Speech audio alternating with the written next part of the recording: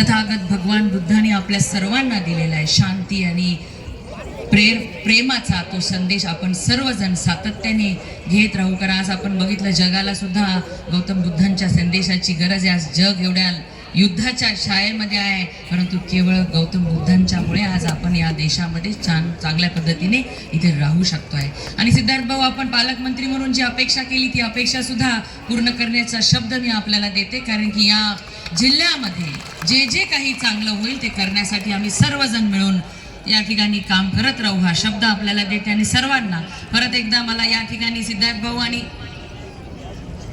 बुद्ध जयंतीच्या सुद्धा सर्वांना शुभेच्छा देते.